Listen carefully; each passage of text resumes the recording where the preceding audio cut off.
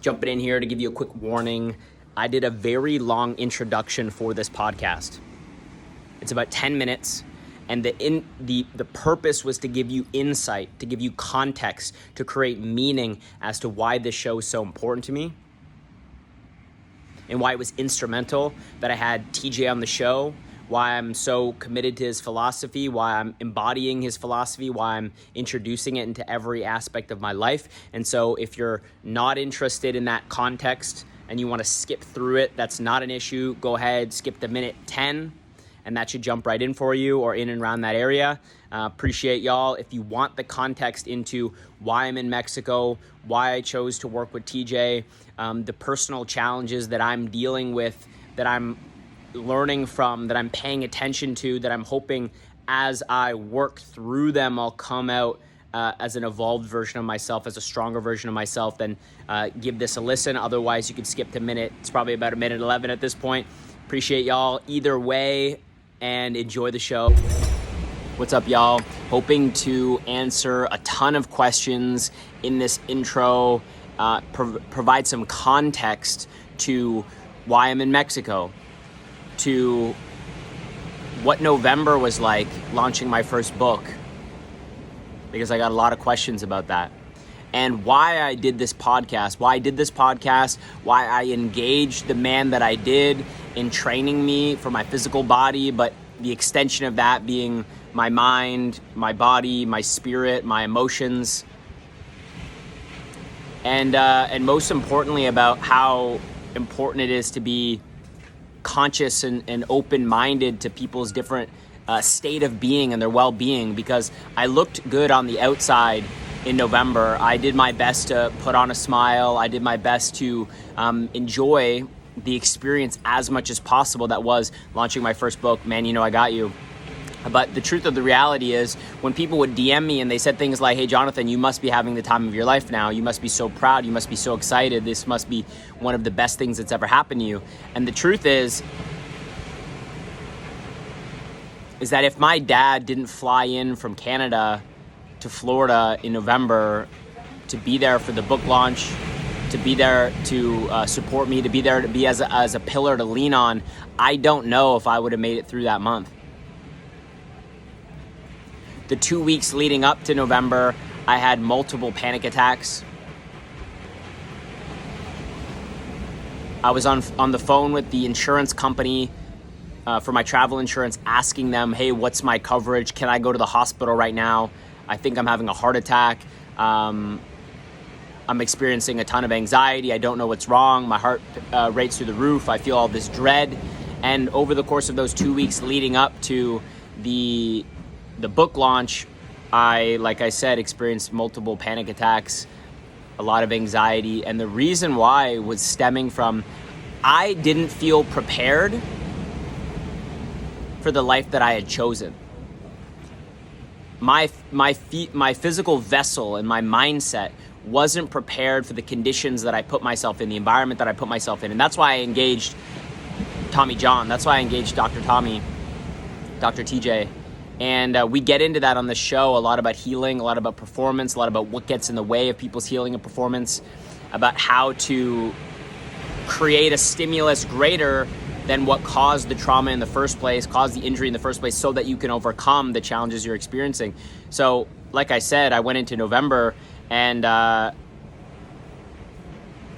thought about suicide and I thought about death many times in November. And I'm not saying that to freak anybody out. I'm not saying that to make anybody nervous for me. You know, I feel like I'm in a pretty good place right now with my mental health. But the contemplation, the thought of, wouldn't it be easier? I could take away all the pain that I'm experiencing right now. It feels like I'm suffering and I'm going to be suffering forever. It feels like I'm suffering and it's never going to end. I can't see the way through this. I'm losing my faith in my ability to get through it. And so that's why I engaged Tommy, and that's why I'm working on this journey for healing. That's why I'm in Mexico right now. I'm just doing everything that I can to take away anything that's preventing my healing to occur. And I engaged Tommy because my body was experiencing all these symptoms. In 2014, I got into a deadlifting accident and I hurt my back. and my shoulder, and I'm sure all sorts of other stuff that are connected, because everything's connected. You can't take anything apart. And for many, many, many years, I never got better. For many, many, many years, I ignored the symptoms. For many, many, many years, I started to focus on other areas of my life to be successful at and to excel at, so that I could patch up and not pay attention to the areas of my life that was barking at me, screaming at me, telling me to stop, telling me, dude, pay attention.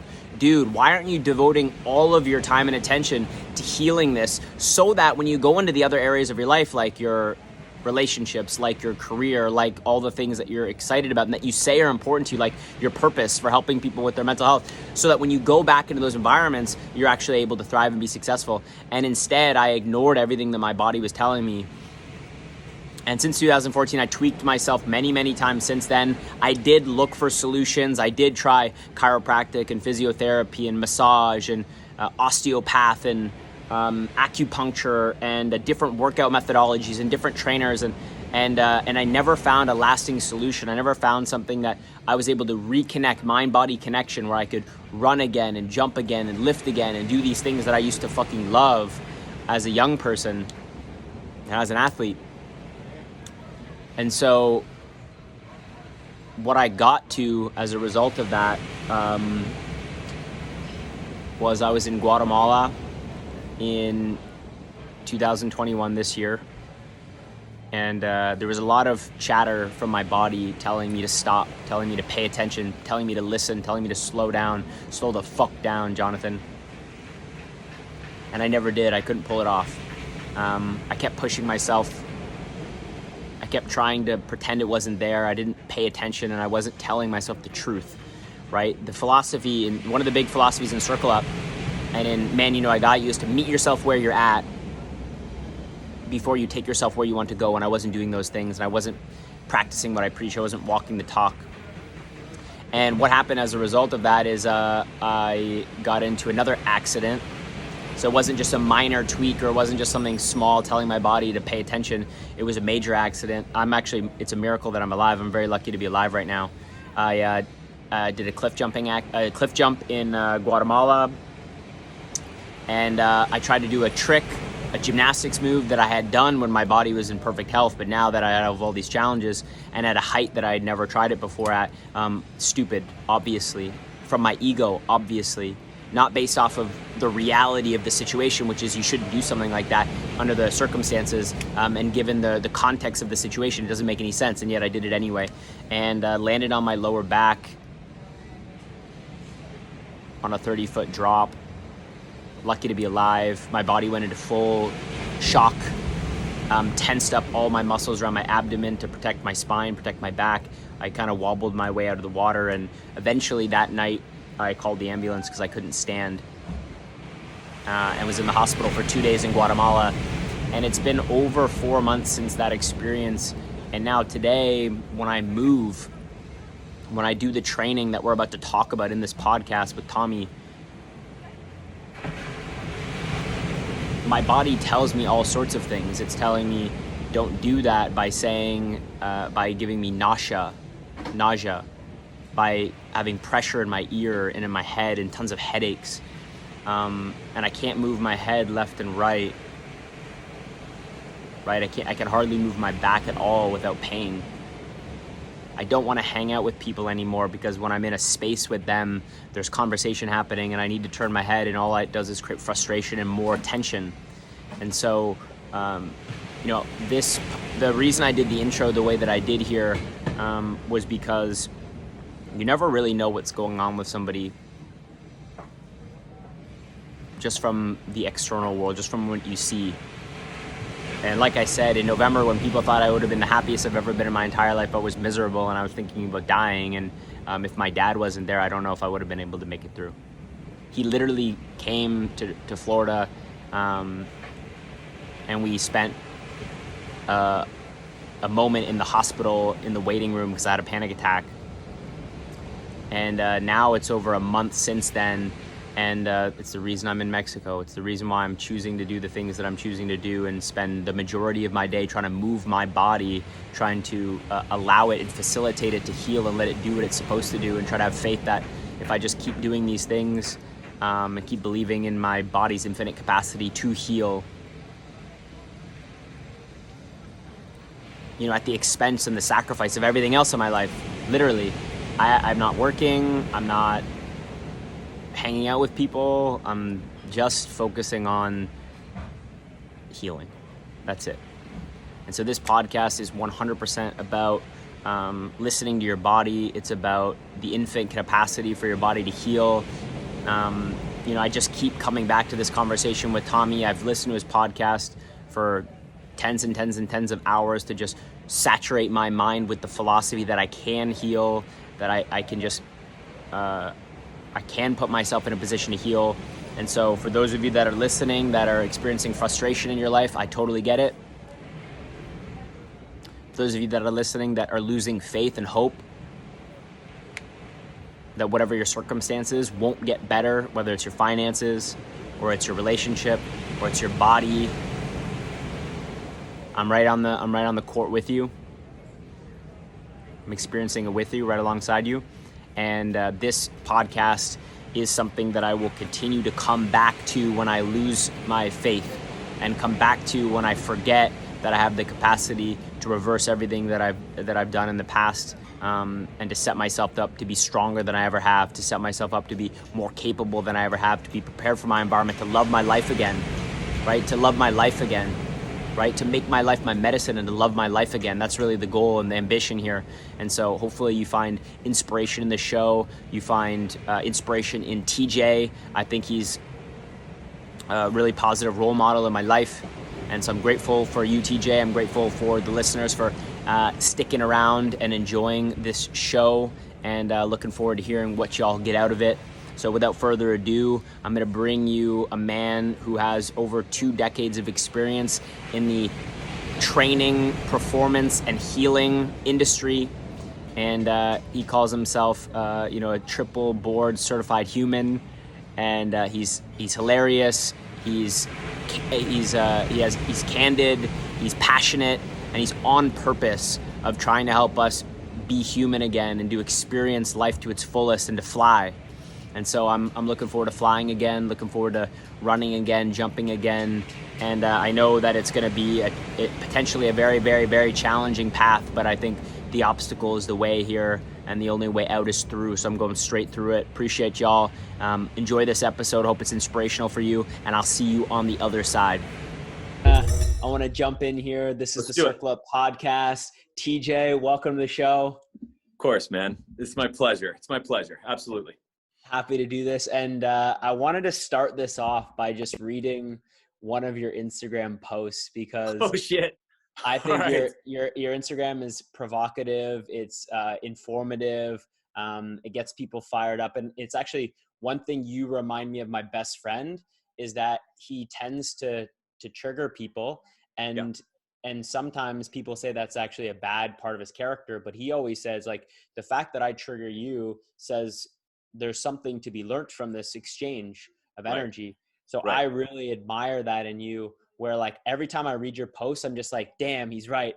And I got to go take ownership of my life. So anyway, I want to start this off by reading the ones that know it always seem to be weak as fuck, pasty, tired, overbooked, malnourished, oversupplemented, herbed, medicated, overcaffeinated, fragile, overdiagnosed, entitled, chronically pissed out their ass, irresponsible, unaccountable, physically incompetent, motorily impaired, emotionally unstable, overstimulated, less aware, over-gurued, over-specialized, over-practitionered, over-cell-cored, overstretched, overjogged, overwatered, over-oiled, over-seminared, over-educated, outsourced to the max, and imprisoned in their own house of victim mindset dog shit.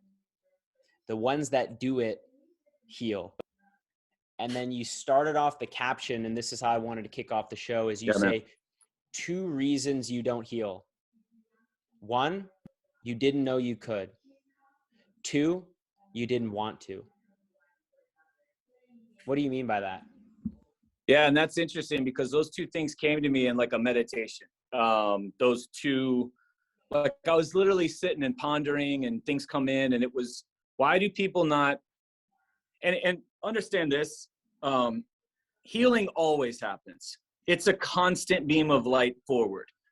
So it's not like you turn on healing and you turn off or somebody takes it from you or you get it back. You're always healing, but to the level that you aren't symptomatic and you're able to live without feeling body getting your attention. Like you're able to actually function. So that's what I'm talking about when I say those that do it heal. They heal to the point that their whole day isn't spent on focusing on symptoms. So that's what I'm talking about. Because technically, like, are we ever done healing? No, but you heal to a level that you're unaware of stuff. Like if you examined me and went deep enough into my tissue, you'd find a whole bunch of stuff. But that's the natural process, is since sickness and disease don't exist, and it's just healing all the time. But if you looked, it'd be like, oh my God, you have herniated discs. Oh my God, you have protrusions. Oh my God, you have arthritides in your, yeah, because we all do. What are you talking about? But they don't get in the way of my life. So that's what I'm talking about. And I ran that by my doctor, Dr. Cassie Huckabee. And I go, is this true? Because she's got people, she's the only one who practices medicine, in my opinion, to what I think medicine is and what I believe in and stand for. And I think everybody knows it because I'm very open about it. But she's got, as a result, she has everybody who does the work, healing from the big league shit, regrowing thyroids that were cut out and burned, eye vision coming back, but you were like mitochondrially impaired, whatever. Diabetes, both types, MS, ALS, cancers of all kinds, all these labels. She's got everybody coming back. And so it's not her doing stuff, it's her pointing the way and you doing the work. So I asked her that question, is this accurate? Because I wanted to see if there was an angle I wasn't looking at. And she's like, that's pretty spot on. Because she's dealing with people just like I'm dealing with people, only in another realm. I'm over here. She's dealing with, in my opinion, the big league stuff, you know? And so it's literally one of those things that to heal to the level that we're talking, where you're unaware of symptoms, you are old because you believe that story. At 50, this is going to happen. Or there's this imaginary thing that's flying around trying to get you, or all this stuff. So you didn't even know you could, because nobody showed you that it was possible. Like that was it. You never really sought out anybody and asked questions to people. Anybody healed from type 1? Because there's millions, but nobody's asking those questions. It's like, can somebody form a group for all us type 1s so that we can keep holding on to like what we, instead of like, who the hell has healed from this? Because I want to know, you know what I mean? And so when we don't know, okay, that's one reason. You just didn't even know. And I get those people all the time in my small world. Soft tissue injury, degenerative joint, ACL torn, hip replaced, all this stuff. And I'm like, they're like, yeah, but the surgeon said I can never be back to my previous state. I'm like, yeah, you absolutely could. What are you talking about? You can totally remodel your body. They're like, wait, what? So there it is. Now, once you know, the only reason you don't reach that level of not symptomatic, not aware of anything functioning higher than you ever have ever in your life is because you just didn't do the work. That's it. That literally is it, because you didn't want to, is what I say to get people's attention. Because why do we not do the work?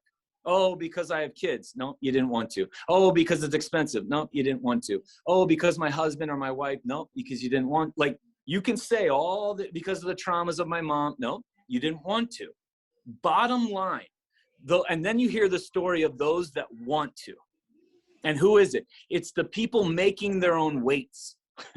If I'm giving them stuff, they're like, geez, I can't afford a 3-pound dumbbell, but they're going out and funny. Carving wood or grabbing a rock, The other day I filled a bunch of grocery bags with rocks in it so that I could do the weighted lunges. Dude, there it is. And I'm telling you right now, people who have come through my office, again, only in my world, the ones that test off the charts, that heal quick, that do their thing to the fullest, are the ones that really go in and want to heal. There is nothing you can put in their way.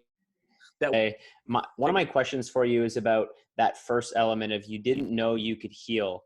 And I've actually never been less prepared for a podcast, but more prepared for a podcast. Like, I don't have any notes for this one, but I listened to 15 I'm on episode 19 of the podcast of your show. Yeah. And the reason why is because of that first point, which is I didn't know I could heal. Yeah. And I read Think and Grow Rich, and one of the most important tools in it is auto-suggestion. And he says you need to saturate your mind with the idea that you want to have faith in. And so it was one thing to hear that I could heal, and then it was another thing to actually rewire that I could believe and have faith that I could heal. And so that's why I listen to the podcast so many times, because you keep saying you heal you if you feel you. And I keep going through that motion. The first time I ever heard you say that was when you were training a professional athlete. And I think he was leaving the organization. This was on your show and you were telling the story. And he said he had one piece of advice or one criticism for one of the practitioners that the staff had. And that was that at some point they had said that he would never be 100% after the injury. And that was his kind of feedback. He said that was kind of bullshit because I know otherwise. And so for those that are listening and they're like, okay, you're saying that they can heal. Why do you have so much faith in that? And how can I have more faith that I can actually do this?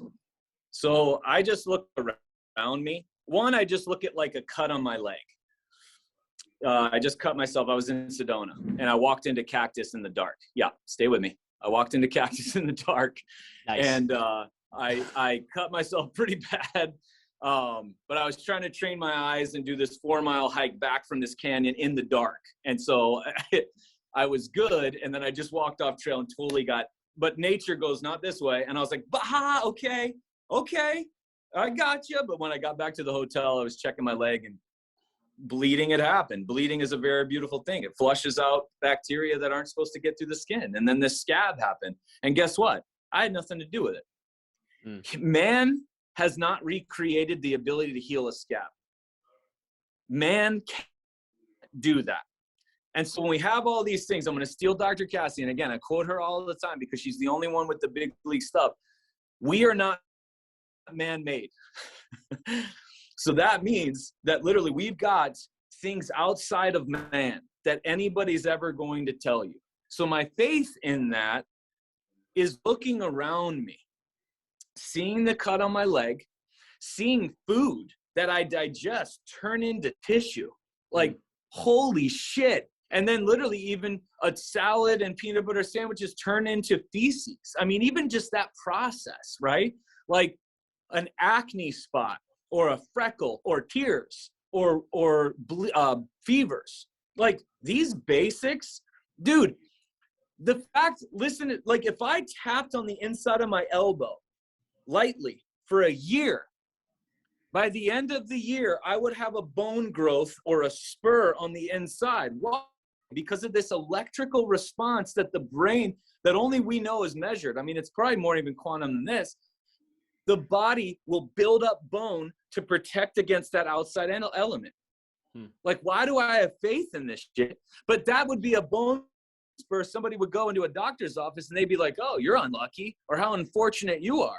Wait a second.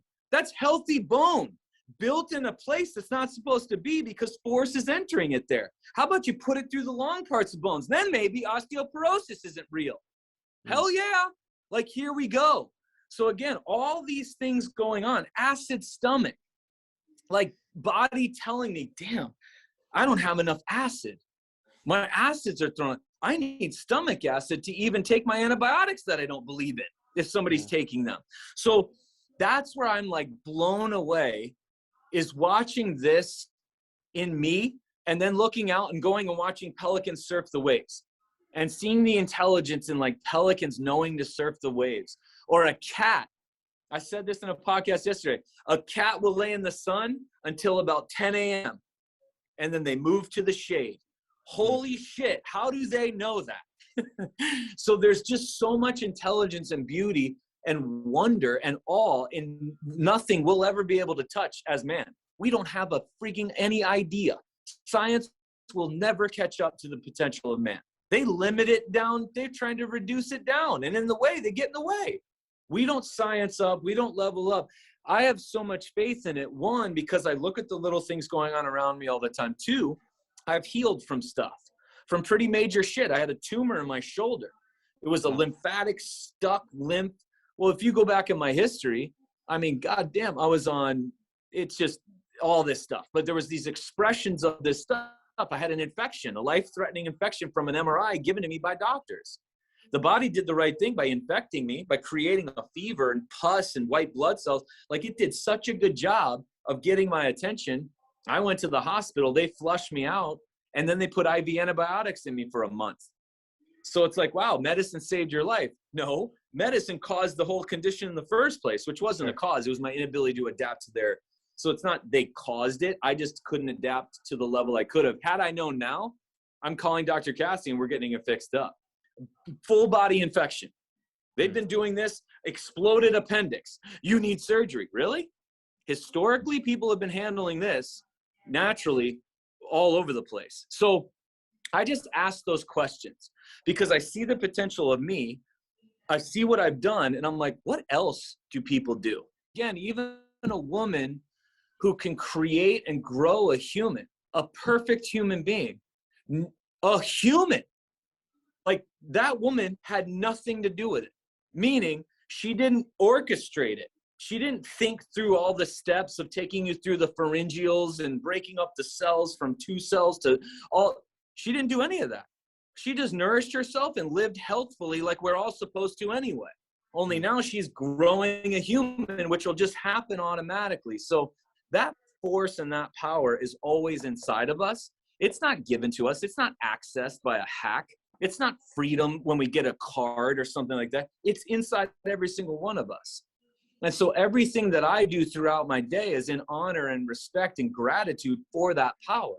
So when I'm doing, you've experienced the training. When I go through in the training and stuff, I'm literally challenging the system to no end out of love of self because I love how my body loves challenges. And it thrives on being difficult, being put in difficult situations. And then it's going to grow tomorrow. And I'm going to be able to do more things tomorrow because of it. And this is just in my small world. I've seen people heal, elderly. They're like, oh, they heal slower than, no, they don't. Elderly people who have lived longer just have more things getting in the way of their healing. Healing is light speed in every single person. It doesn't happen at different rates. It's just more things get in the way if you took longer than somebody else. That's the truth of it. Because again, ligaments, well, 6 to 9 months. Bone, like on who? It's just moving forward. It's a constant stream that as soon as damage occurs, healing occurs. It is the way. And so when you break it down very simply, that's why I get goosebumps. And that's why I'll defend the human spirit and the potential of the human being to no end, almost like it's family, because it's greater than family. So when people try to limit it or insult it or say, well, it's not possible, or I'm different and all this stuff, I'm like, no, you're not. Or no, don't disrespect the human potential by putting your limits on it. And literally then some people just don't want to accept that it's possible because then it's on them. I was sitting having a conversation with a friend of mine, and all these things were coming up at a dinner table. If anybody at the table accepted what the two of us were talking about, that would mean they'd all have to change their entire lives right there. So who's going to talk to us? Nobody wants to talk to us and ask us questions, because as soon as you ask questions and we start dropping truth, then everyone's like, well, shit, my whole life is like, I can't share any. No, you literally, because that's done. It just crumbled your entire system, the whole thing. And that's what people don't want to know. That's where the scary nature of this is at. And I mean, some more than others, now more than ever. It's worse now than ever that when you give truth to people, they will like fight it to hold on to what they've been told because they don't want to accept what's possible. Because if it is, then it's 100% responsibility on their part. And that's the beauty, I think. That's where the power is that with this huge power we have inside us, that's automatic, is this amazing responsibility to just acknowledge that it's a communication and a dance and a relationship. Maybe the most important relationship we have on this planet. Yeah, I think, well, the reason why I reached out to you to do this podcast in the first place was because of your acknowledgement of the necessity for us to take full responsibility for our lives, for our healing, and at Circle Up and in our we create spaces for men to be able to come honor the truth of their situation. what our goal is to create mass down environments so men can actually honor that and be truthful. Boom. And a lot of times they have the conversation which you said is like, when you do tell the truth, then it's like, fuck, now I got to actually decide whether or not I'm going to do anything about this. So one question I had for you to that end is, see if I could ring these off. You've got 8 essentials to healing. You've got believe in something bigger than yourself. Boom. You've got purpose. Boom. You've got relationships and a tight Boom. social circle, people you can trust, people that you feel safe with, people you feel comfortable with. You've got breathing, sunlight, nourishment, movement, and I'm missing one. Maybe the most important. One of the most important. What do we do at night? Sleep. There you go. Boom. Solid. Great. The reason I wanted to bring those 8 essentials up, because if people are interested in diving deeper into any of those, I highly recommend TJ's podcast, Gettin Naked with TJ. It's phenomenal. And the reason I wanted to bring it up is because the passion of your communication really emphasizes that you must believe in what you do. You must feel like you're on purpose when you have these conversations. Like you just don't hear people sharing with as much vigor and enthusiasm and passion and conviction today, like ever. I don't hear people talking like the way that you talk. And so I'm wondering, why are you so passionate about this work? Why are you so like you're clearly on purpose, and I feel like that's really missing today. So I have been like that for a while. If I'm on something, I'll go, and it was literally, it's this big experimental study, my life. And I was all about like trying to test to see what was true and what wasn't. You know what I mean? Like when you lick the end of a battery, my mom's like, it'll shock you. I'm like, I don't know. And I go and lick it. It's like, holy shit. Like, that's pretty crazy. But it's like all these things, I just wanted to test, self-experiment from the get-go. Like I had that curiosity, and I was a huge observer. Like I would always stand on the outside. I know that it seems weird now that like everyone's like, you must love the spotlight. I'm like, I really don't. I like standing on the outside and just watching people. Like I'm super shy and just kind of reserved. And so I'll just watch and observe, and people just fascinate me. And you can pick up on airport layovers. Everyone's like, oh, what a drag. I love sitting in the airport for like 2 hours and just be able to observe people, because you could pick up so much if you just watch. So then watching all this, going through professional sports, going through collegiate athletics, going through all these things, there were a lot of things that I just believed because they were told to me. Do you know what I mean? And so it's like, shit. So I'll keep it in my realm. Well, it's like this. Like I watched I think it was a TED Talk, and it was like, we're only born with 2 fears: loud noises and falling. And then I was like, everything else fear-wise is learned, meaning taught to us by school, parents, friends, whatever, right? Yeah. So I was like, wow, that's pretty profound. Falling and loud noises, that means spiders, the dark, the people of a different colored skin. You know what I mean? Like different, like all that stuff is literally just learned and told to you as a story from somebody that's just no different than you. They're just human, right? So it's like, wait, what else? Now keep it in my world. As a collegiate and pro athlete, I thought I knew some stuff, and I had 2 degrees, which mean nothing. We know this, but I had 2 degrees. And then I get to this facility, and it's 2 guys and me, John McNulty and Vladimir Traguz, and we start pulling apart injuries. And we're approaching injuries the exact opposite of any way I've been told. And it's working. We're not icing injuries. We're not stretching. We're not jogging. We're not doing anti-inflammatories, lasers, all these secondary things, these passive things, this PT, the whole model of all this stuff, massage, Graston, Rolfing, MAT, ART, chiropractic, acupuncture to reduce symptoms. This is back in 2003. And I'm like, wait, I thought I knew some stuff. I was going to like get better at this stuff I knew. I had to throw the whole book out. And then I was like, what the hell have we been told? And then I go, John, what else have I been told?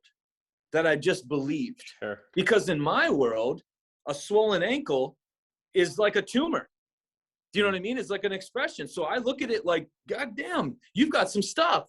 You got some healing. That's awesome. Here's what we're going to do. We're going to go the exact opposite of what everyone's ever told you. Yeah. And then people are like, wait, what? And then when they give in and do, it comes back and they're like, oh my God. Everybody who had an injury performed and healed higher than the people who didn't get injured. And that's when I was like, why don't we all train like we're injured? Yeah. And that's where the opening was, where I was, wait. And then I started looking into where we've told stories. My brother was in the psychiatric world. He got labeled with something telling him his feelings are disease. His feelings are disease. Can you believe that? Now he's on, I trained, he passed away in 2010. He's on my forearm right now as a tattoo, but I trained his psychiatrist. So I got to pick apart the brain of his head doctor, who's like one of the best in Chicago, blah, blah, blah. So this dude gives me his textbooks so I can understand where he's coming from. His textbooks are published by Pfizer. So I'm like, this isn't really fair. That world's kind of weird. So then I'm like, what else? What else is out there? You know what I mean? And then when I discovered this stuff, that's when I'm literally like in bed and my feet are just like twirling each other because I can't wait to get out and go tell people. Do you know what I mean? Because it's almost like I've discovered a spring in the desert, and they're the desert and the spring is inside them. And I'm like, no, you have fucking water inside you and you're a desert. Holy shit. Did you know that? And so that's where that comes from, is one, if I feel very high and I feel low and they're all good, but I feel them all. So when I feel something, I go and I express it to everything. I just get it all out. That's why I don't edit. That's why I left the Freedom Group. They wanted to censor me. They wanted to like change my posts and adapt, like do all this stuff. I'm like, I'm being censored in a Freedom Group? You've got to be kidding me. And this is what we're going now. So then I start asking Dr. Cassie, who again has done like extensive work. I'm like, is cancer and all these other diseases that they've been labeled, I looked at them as swollen ankles. That's a big time intelligence there. That's a healing response. We don't want to stay away from that. We want to go in and figure that out. She's like, exact same thing, TJ. Acne, impetigo, eczema, warts, sores, blisters, cancer, indigestion, type 1, type 2. They're all just healing responses. It's just the body trying to heal itself. They labeled these healing responses as disease and sickness, when in all honesty, it's not. So I'm so passionate because I truly love the human spirit. And so many people have said this to me in DMs, and I've blocked them since because I just can't tolerate anything. Like I won't let anybody in. And it's for somebody who seems to love his fellow man, you sure swear a lot. And I was like, what does swearing and loving my fellow man have to do with anything? And I'm like, do you understand where my posts are coming from? I'm not gaining. You know, people are thinking that I get like 5 cents for every swear word. Like, no, I'm just so on. I've just seen us over 20 years, and we've devolved to the lowest level I've ever seen humanity right now. And that's what scares me. Not because of the world and all this stuff. No, you're not going to affect my world. I'm not scared about me because my world's paradise. It's always paradise and always will be paradise. What I'm scared of is you. I want you to be able to live this amazing life and own this life. Like it's your lottery ticket. You were born. You're here. And that's my excitement. And it's literally, I would defend it tooth and nail, defend it. And there's people that are literally scrunching their eyebrows and they're like, just like you said right there, you heard it, done. That's it. So if I pass tomorrow, my truth was out and I didn't hold back because I held back in my brother's treatment. I couldn't speak my truth. I didn't agree with anything that was going on, and financially things were getting paid by somebody my sister was covering, and there were other things going on, and I didn't agree with a lot, but I had to just support him in a way that he had to know his big brother believed in him. And I did. But then it was like, I had to stifle my, wait, this just isn't right. This isn't working. I looked at his doctor's textbooks, like it's Pfizer, like this doesn't make sense. And so I've, since his death, 2010, I've said, I will not be quiet another minute. Yeah. And so that's why I say unedited, uncensored. Don't erase anything. Don't filter your face. Just share it all. Just share it and be open, and just, that's it. That's all we need is authenticity right now. Like, those are the people you're going to want to involve yourself with. That it was literally, as soon as people realize, as soon as they get it, as soon as maybe they get it now, maybe they don't. The person who walked into my office, they're like, I don't even know what you're talking about, but I want it. That was literally it. They're just like, I honestly, TJ, some of your stuff goes so over my head, but you have this love of this stuff, and I want access to that. And I was like, you had it. You don't even have to come in. You don't have to pay me. It's in you. And I literally will try to turn them around on there. I almost don't want them to start with me. You know what I mean? But I have had people say, I don't know what you're talking about. And I've gotten better since then, but it's like, I don't know what you're talking about, but I want it. Yeah. And then that's where the exchange takes place. Yeah, I had that same best friend that I talked to you about at the beginning of the show, he stood up at a company meeting when we were working in the same company. He's like, the only thing I won't tolerate, I think pandering is disgusting. And so there's one thing that you don't do is you don't pander to anybody. And I really admire that about you, because like, as I navigate my way in the world, I'm trying to share about mental health and these ideas. And one of the big challenges that come up in this space is when people get categorized or labeled or diagnosed with something. A lot of people tend to begin to identify with that label. And it's something that just blew my mind when you pointed it out, because I know a lot of people in the mental health space where their name on social media is their diagnosis, whatever the doctor told them. And so I won't, so what I wanted to explore with you is how whatever they're being diagnosed with is like it's an expression, as you say, it's a symptom that it's like a communication between the body that's trying to tell you something about the way you're living, something. You need to look at it. What isn't working? And so I wanted to go there. And can you talk to me a little bit about how the symptoms that we're experiencing is actually an expression, whether it's physical or it's mental? Because you mentioned that with your brother. And I'd love for you to explore that a little deeper. Yeah. So we're supposed to feel, we're feel beings. Like, that's number one. All these things that are called symptoms, like an itchy skin, acid stomach, I've talked about it, fever, swelling, indigestion, bloating, gas, diarrhea, cataracts, tumors, swollen ankle, torn muscle, like I mean, anything that they've called a disease or a sickness or an illness or something, that's there to let us know something. Even if it's just something as simple as, okay, a swollen ankle, swelling, that's pretty inconvenient. Wait, the swelling is a cast. The body casts itself on purpose. That's brilliant. The swelling pushes open skin layers to open these openings to let like building material come through and garbage to come out. It's so freaking brilliant. Like that right there. But now everybody else is going to go, oh, swollen ankle, we got to reduce the swelling. You got pain in that ankle. So it's telling you there's damage to the cells of the ankle. You did something to that ankle. There's healing response going on. You need to pay attention to this and think of this, feel this, because the level of pain or the level of symptom is proportionate to the level of healing. So some people are like, man, the pain is so great. I'm like, I know, but the healing is so great. That's what the pain is triggering. And pain is a perception anyway, but it's your interpretation of that stimulus. So that's going on there. And there's a limp off that side. Your body's trying to save you to get you away from the lion or the dinosaur to get you to the cave. Now, the way I'll keep musculoskeletal for me, the way that the powers that be go, something's wrong with your ankle. You're flawed. Your body isn't equipped. We need to reduce the swelling, the pain you're feeling. We need to reduce it. the inflammation, we got to reduce that now. We might have to pull some fluid out with a needle.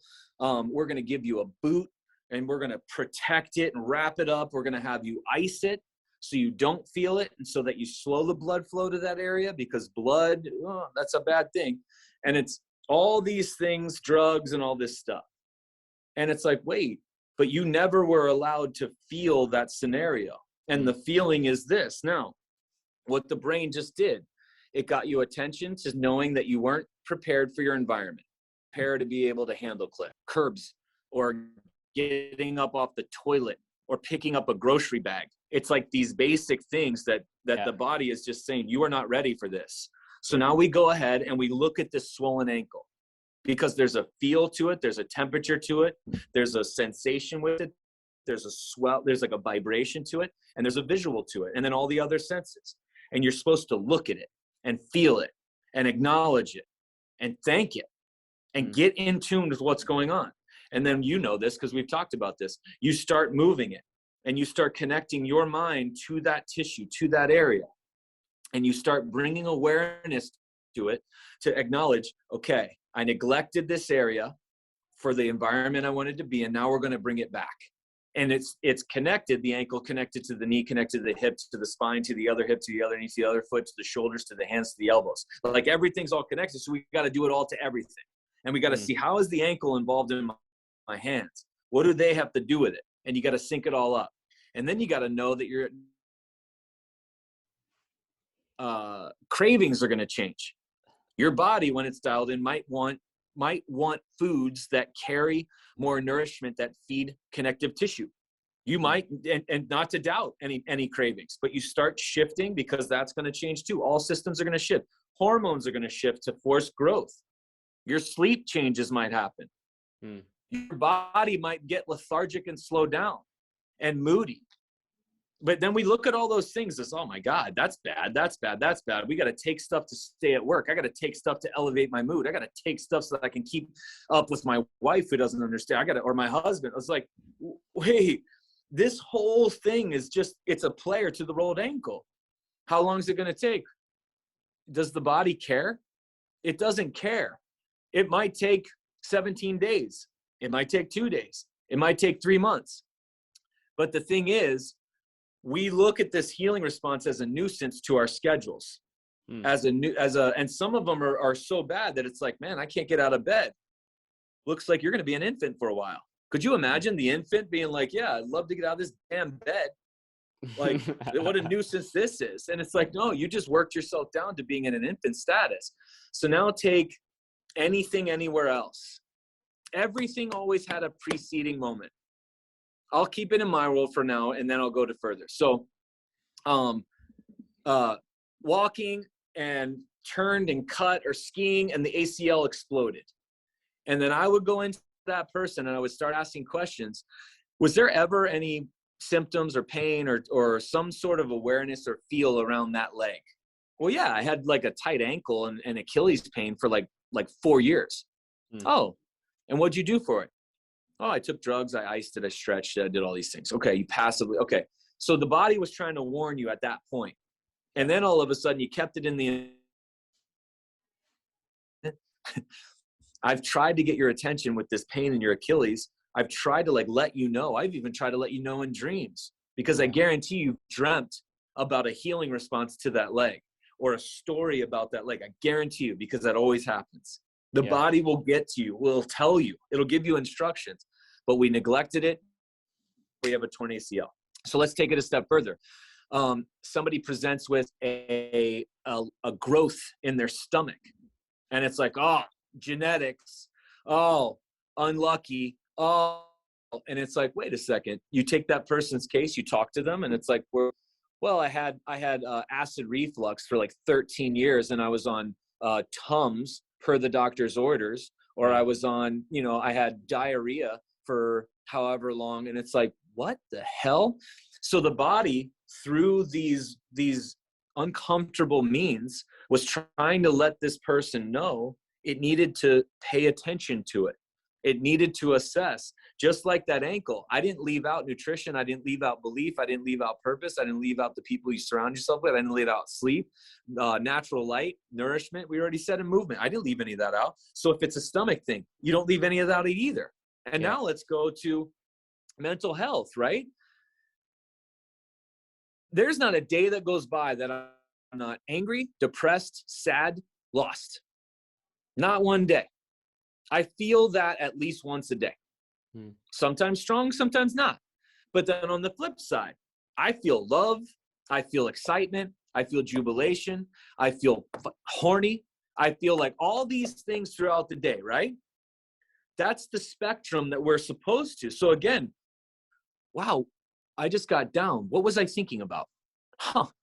Okay, body's telling me through this, I'm like lethargic. Even people like, you all right, TJ? I'm like, no, I just got a text from XYZ and it triggered me to think about, do you know what I mean? So I'll sit with that feeling and I'll go ahead and trace, what was I doing at that moment? What was I thinking about? What was I listening to? What were all the senses coming in that created the body to create this feeling, to get my attention?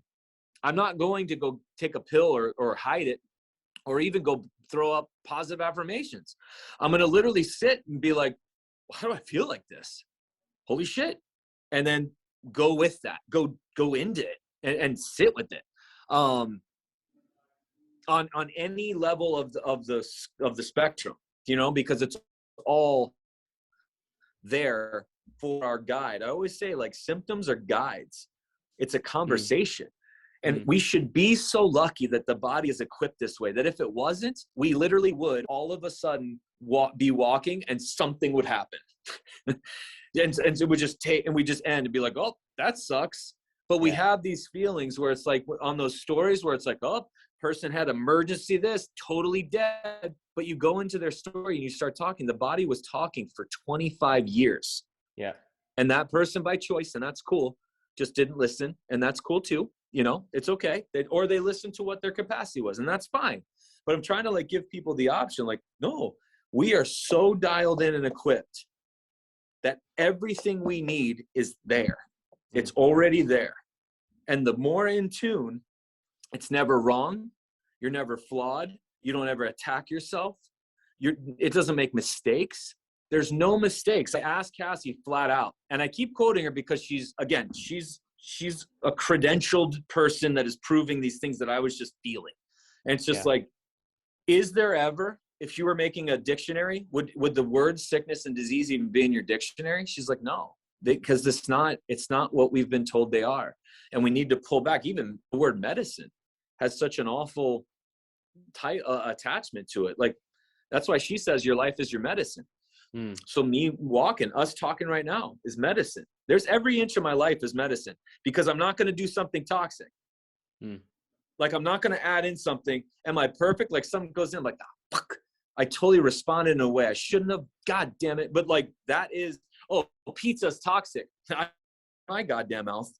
I'll tell people like that's it. Like, everything is medicine because of the way I've structured myself to live.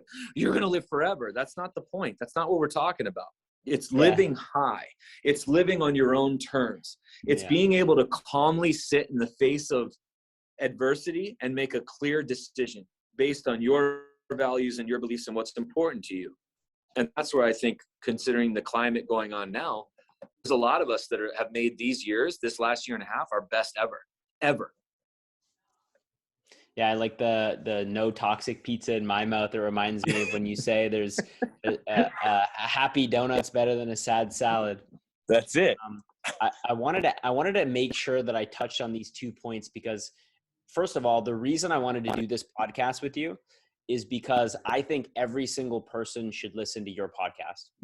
Yeah. And so I was hoping they would hear you on this show and be inspired to begin combing through your podcast. Like, as an example, just like one way that it's already transformed my life is, for more than 2 years, I tried to wake myself up every morning at 7 a.m. And the reason I wanted to do it was because I wanted to have self-discipline and I wanted to have integrity, and it wasn't working.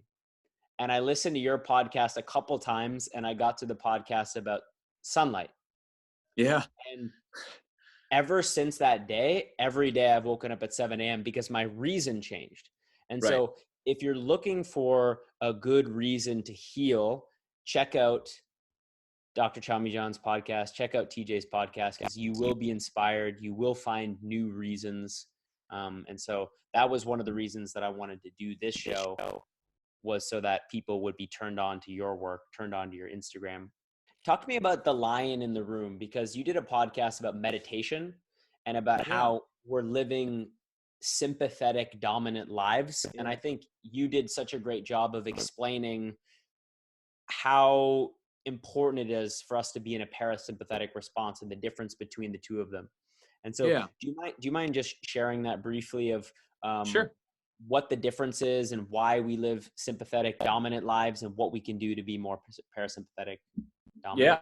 And so it was really observing injuries and kids and seeing why they weren't, like, people weren't healing. And as I've said, in 20 years of this whole thing, like, there was a shift. It was around 2006 that all of a sudden the capacity of the person walking through was lower. And I was like, the starting capacity, I'm like, wait, what's going on? And it was children. It was people who have lived longer. It was pro athletes. It's everybody across the board. And I'm like, something's not right.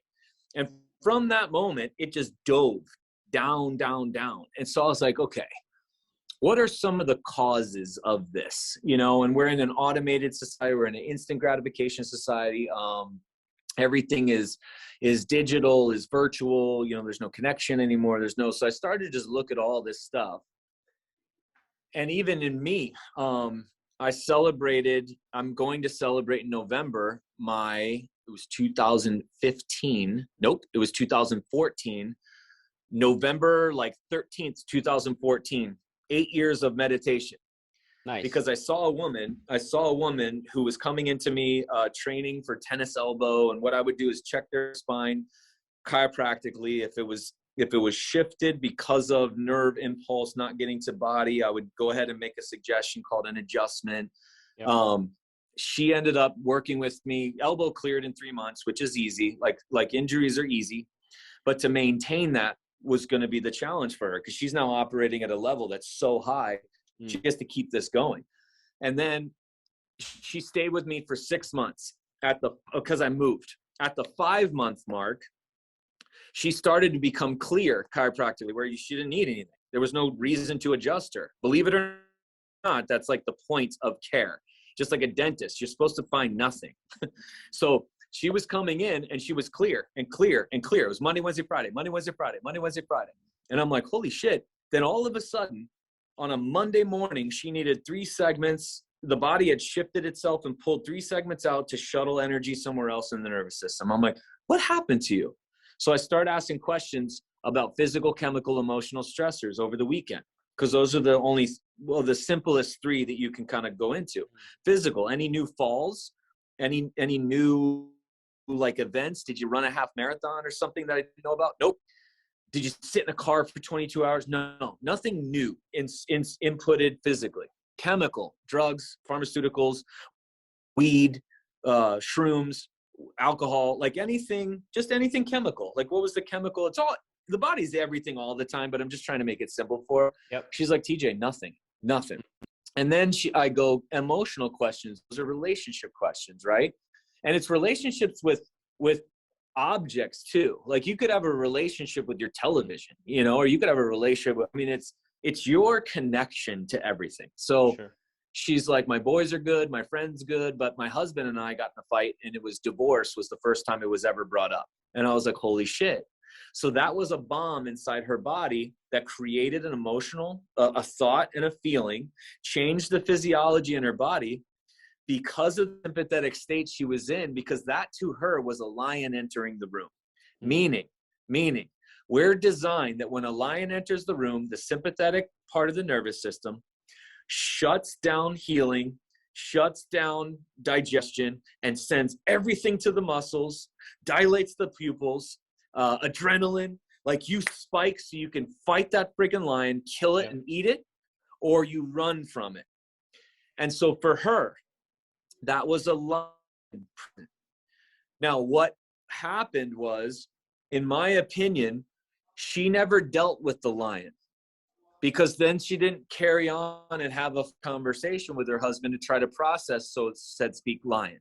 And so what we do is we try to avoid it and try to pretend it's not in the room, but the body knows. The body will always know. And so it's like, shit. So I was kind of torn with her. I was like, well, you know, I didn't know what I know now. So at the time I was just like, geez. She's like, what do I do? I'm like, to be honest, I don't know. And I flat out said, I just don't know what this is. I don't know emotionally, like, how do we even, so then I go in and start researching. Hypnotism was one suggestion, and meditation. Lucid dreaming and astral projection were there as well. And I was like, okay, hypnotism, that's tough because we need somebody else. Sure. Let's just do meditation. I don't know. Let's just go for it. So I started doing like listening. We didn't know. We were just breathing parasympathetically, just going. And then all of a sudden my life starts changing.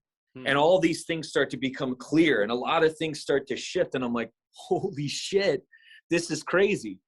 So now that's where I go with the lion being present was the response to the body. I created it at a Heart of Freedom rally. I stood up on the stage. There was about 1,000 people.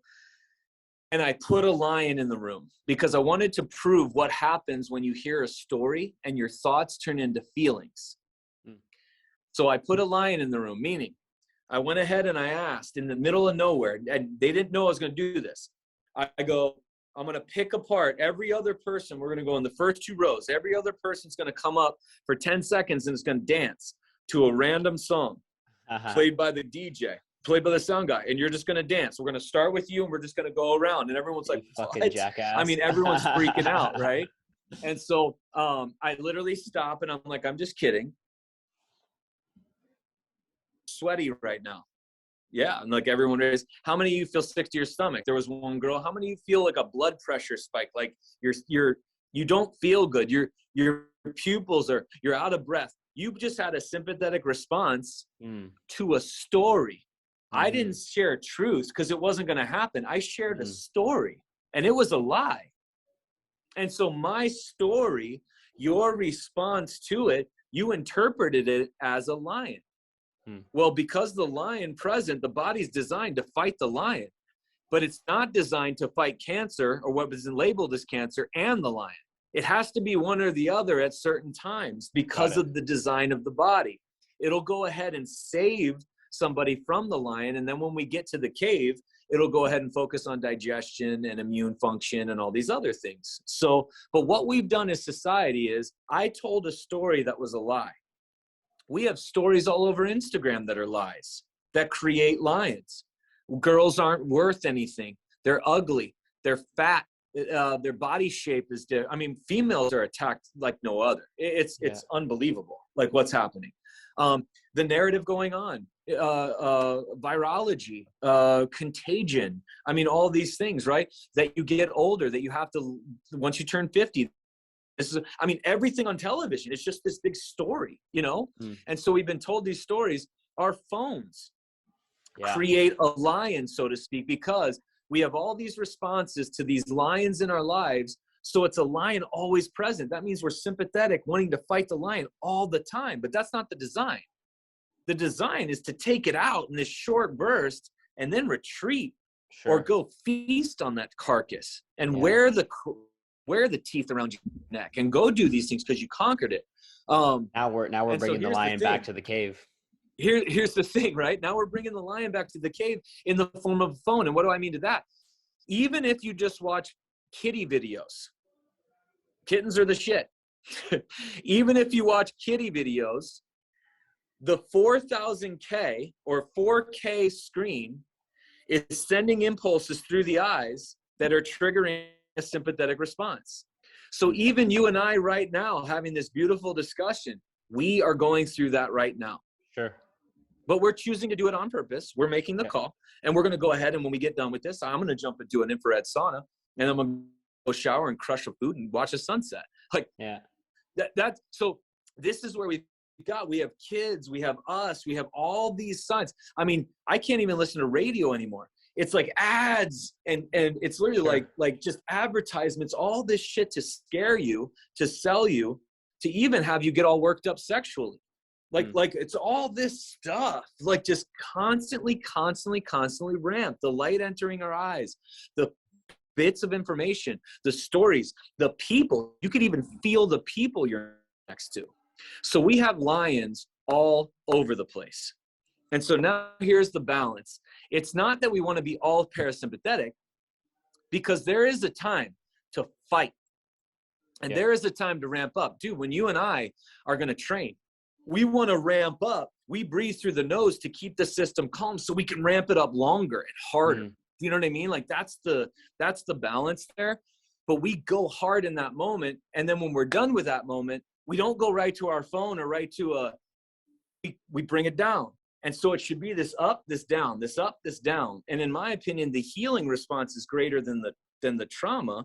So if a sympathetic response is to create sort of trauma, so to speak, to the system to grow, the healing response needs to be greater and longer. And it is. And so that's where I look at like, okay, for every input there, we need to have a pullback. And so that's where I go with those 8 essentials, or if people take their own inventory, if you listen to my podcast on it, you have to have medicine and toxic. It can't be a 1-to-1. Sure. Like there's gotta be a shift to that. And so it might mean, and this is what part of what Dr. Casimir was like, your life is your medicine. Even the parts where you've been told are bad, those are opportunities for you to discover something about yourself. Every step you take, everything that enters your mouth, every thought you have, everything you look at, everything you engage with, everything you think and believe and hear and see and sense and everything has to be a part of this whole thing feeding into you, creating a healing response greater than whatever. And so that's where I've looked at, even in my office, everything you look at, Jonathan, everything you look at is something healing.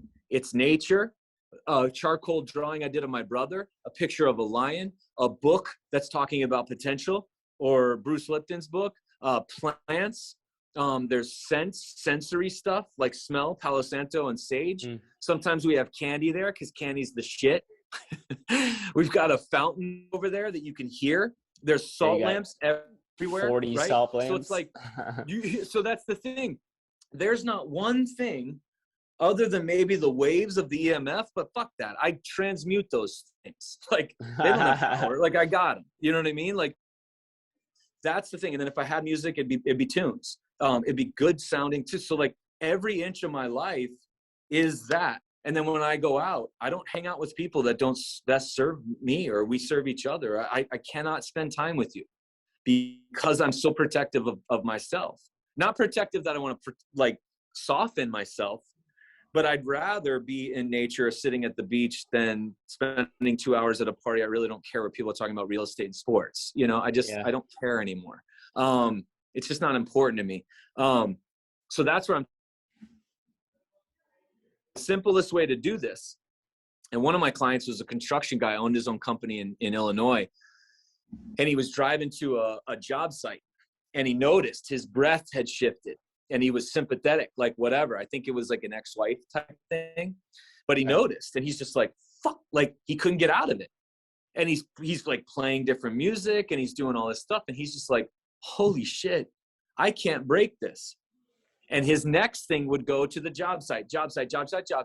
And then when job's over, go to the bar because it's happy hour, crush a couple alcohol, a couple drinks, feel good, you know, medically, like medicate through alcohol, and then go home to his new relationship and his son. But he's like, I can't keep doing that. I'm going to take this thing on right now. So he called the site, told him he's going to be 10 minutes late, pulls over, does a 10-minute meditation. That's the world I'm talking about. Yeah. And I'm not talking about global shift, all this shit. I'm talking about you and your world. Like that's what we need to have happen. That gentleman, even the drive to his job site was medicine. Yeah. Do you know what I mean? Like, that's the thing. If we can do that, then all of a sudden it's limitless. And then we don't have these really long circumstances where it's not just something like, whoa, things shows up, we figure it out, we move on. You take on the lion and you end up making it your friend. Really. You make it like like an opportunity because lions are kind of cool. It just didn't know for a while. But that's the design of the body. So we're using the design of the body for our benefit. And that's where not only a meditation, one, explore meditation, but two, I talk about parasympathetic breathing in the book. It's just 4-1-8-1 to be real simple. I know there's other people sharing other things, but it's real simple. Just keep your breath through your nose at all times. Breathe in for a 4 count, hold a 1 count, exhale longer than you inhale, 8. Or just don't even count because that can be sympathetic, like worrying about the counting. So it's just breathe in deep and exhale slower than you inhale. Done. Like you do that a couple rounds, 10 to 30 rounds, your system has to shift. It has to. Yeah. And then all of a sudden you get more sensitive to when these shifts happen. I notice them. I notice them immediately because I'm like, whoa, interesting. I'm feeling way different. And that what I was thinking of was this, or what entered my space was this. Holy shit. I either got 2 choices, adapt to what's entering my space or don't let that shit enter my space. You know, I like both sometimes, you know, because it's always an opportunity to level up. So, Well, TJ, I want to respect your time. I really appreciate you being here. We got to do this again. I do have one more question. I'd like to do it in person with you because I plan on showing up in California. Oh yeah, hell yeah! So that'd be fun. But I just wanted to say something and then ask you a final question. Get it? The reason why I look up to you so much and the reason why I admire you is because in the Matrix, Morpheus says to Neo, he says, Neo, soon you will realize there is a difference between knowing the path and walking the path. And you're the type of man who, when I see you, you're actually walking the talk and actually integrating it into your life versus just sharing and then not actually doing it behind closed doors. So, so I really appreciate that. Like I was thinking about, you got your salt lamps and you got your office set up in a specific way where there's reasons and intention behind it.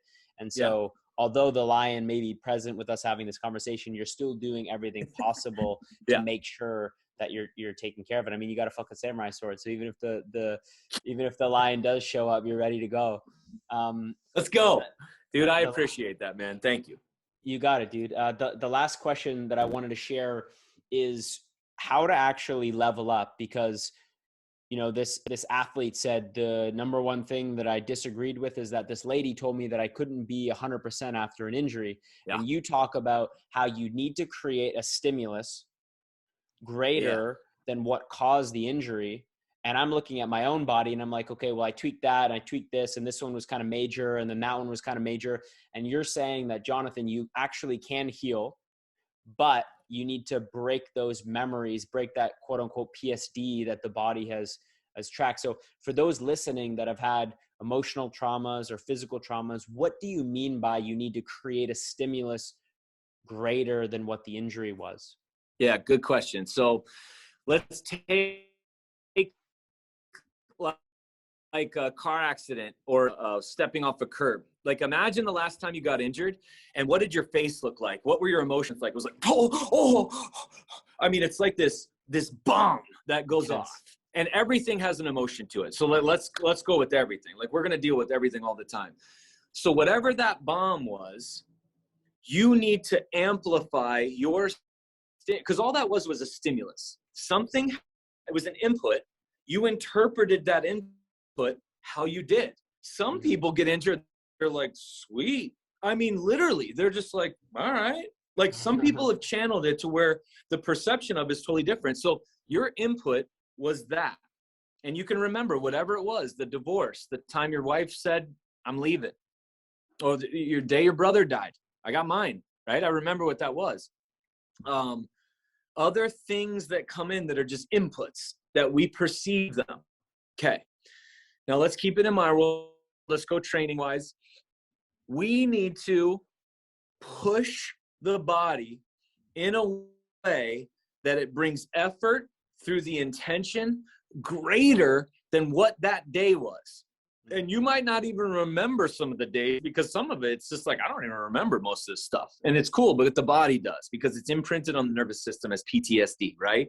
Because what it'll do, if we don't break that, per what I'm about to say, if we don't break that, every time your system, your entire system gets into those environments where you have the same thing in your stomach, the temperature is the same degree, the music is the same, the sun is at the same height, the people you were with, the shoes you're wearing, the clothes you're wearing, the cologne you're wearing. I mean, everything that you had, if anything's similar, the brain's going to go, oh shit. And it'll start to hold on. It'll start to be like, oh my God, panic, lion. And it'll start to hold on and protect you. And you won't be able to go in to sleeping because it was just sleeping. Or it was just playing basketball. What the hell? Or it was just dancing with a loved one. Or it was trying to, make a meal. Or it was these things that aren't lions at all. They're very great things. Like, what? But the body's like, oh my God, lockdown, hold. And you can't perform in that state. Like, it's just not going to be a performance you want or a life that you want. And so it's literally in training, you did it. It's the hardest sell. I told you, it's the hardest sell to try to get somebody to stimulate themselves greater than what the injury was. But when you're standing on one leg, let's just say, people out there want to try it. Stand on one leg. You're going to start to fatigue and interpret this as a threat, as a holy shit. But you now have the option to stay in it and stay in it and stay in it. And it's going to be mind-boggling what the body's going to tell the brain, and the brain's going to tell you to stop so many times over. But you get to push yourself harder in that position because you can literally create a life or death scenario. And upon death, the brain's going to release all this magic to achieve what it needs to do to survive. Because it doesn't know you're training. It thinks it's getting damaged. It thinks it's getting harmed. So in that state, just holding a position, you can theoretically create a stimulus as great as you desire it to be. Yeah. Because let's go this. What if I create a stimulus greater than your injury by pushing your hand into a wall? And so it's like, what? Your hand in that wall greater than, and that person will usually go like, ah! And I mean, give it everything they have per their interpretation, I think, of the car accident or of the divorce or of whatever it is. Okay. Yeah. So now think about this emotionally, because it's not just physical, although physical and emotional go together, but we're talking about like tissue injury. But think about the last time your team lost a buzzer beating last minute game. You were crushed. You're literally sitting on the edge of your seat like, oh, holy fuck. Like, what are you talking about? You're watching two-dimensional this entire like string of events. That's when my brother died. When I heard that news from the nurse on the phone, fuck me. Like, that's where it's like, oh. And I just dropped and went fetal. And I was like, oh my God. And everything, like feelings, thoughts, all this stuff starting to, so I have to amplify that in a healing state greater than that day. You want to know why I fucking meditate? To heal from that experience, because it was a beautiful experience. I loved it. I don't want him to suffer anymore, but his death was the greatest day of my life. Wait, what? You're crazy. No, my values and beliefs totally shifted because of my observation of death of a loved one, which we're all going to go through. I just sucked. It sucked. Like, his life on earth for 4 years was death. Death was actually beautiful, but his whole 4 years on psychiatric meds, oh my God, I would not put that on anybody. And so that's what I'm talking about. Divorce, input, traumas, like whatever they were, they're done. We have to try to find ways to input greater than that. And it's not always just like intensity. It's like intention and the why behind it. Yeah. Because I got teary-eyed in Sedona. I was in Sedona. I was just overwhelmed by what I was looking at and the sky and the colors. And I literally was just thinking, thank you for letting me be here. And I got overwhelmed inside that I started to emotionally express. Now, that feeling was medicine for me. It was pretty great. What did it negate? I don't know. Traumas that I'm not even aware of, nor do I need to be aware of them. Who gives a shit? They happened. You're here right now. Stop talking about them. Do you know what I mean? Yeah. So that's what I'm talking about, because people are confused on it. Like, how do I stimulate? Because You don't understand my life. I've been through, dude, we've all been through, because we've all interpreted inputs on our own unique manner, not to be judged, but for us to heal, we somehow have to find within those 8 essentials ways to stimulate our body greater than that. And through the training, there's times where the emotions are, where I talk about physicality of it or physical competency. When's the last time people have cried? When's the last time people have like screamed with joy? Like, holy shit, both of those times, those were very physical responses. Yeah. Like your abs contracted and your body and your hair stood up on, like these were physical actions. Your heart shifted, did all this. Okay. The capacity of your physical being to express those to the greatest, that's mental health right there. Because again, if you can feel and feel out to the expression of what the body could tolerate, you're not gonna have these things all trapped in, and you're gonna experience this stuff amplified. A sunset will never look the same. A lover's hand in your hand will never be the same. So think of that. That's where I get people that are like, what if our bodies weren't at the level that I'm talking about? And now my brother's death occurs. I'm going to stick with me. My brother's death occurs, but I'm not at a physical state that I was at that time. Now, when I go to the ground and I'm bawling, my brain's going to get feedback from my body saying, don't pull on my abs there because you're going to rip these off. There, and the brain's going, we got sadness. Okay, download it, downplay it, or let's extend it out so that it doesn't rip this person apart. Yeah. And so we have like stress responses, shoulders, the traps contract. And everyone's like, oh, you carry stress in your shoulders. Everybody does. It's a normal response. Last time you were scared, like your shoulders rise. It's intelligent. Yeah. But what if your traps could handle more? And what if all of a sudden that response was able to be released? Now maybe your brain goes, boom, because it allowed you to feel at the greatest level, of that feeling, of that emotion. And that's the part where people are like, feel grief higher. That's the trade-off. Because if you want to feel love higher, you have to feel all of it.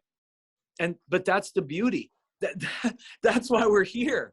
And if we go into all those opportunities of everything that we have of like anxiety, anger, fear, like all that stuff, what is it teaching us? What an amplified state. And if we could go ahead and use that as medicine, now all of a sudden the flip side of it is even higher. Damn, that's hot. Like, that's where I want to be. So that's to clear up that stimulus greater than what caused the injury. Because there's a lot of people forgetting that and not being told that. Like, you can heal comfortably.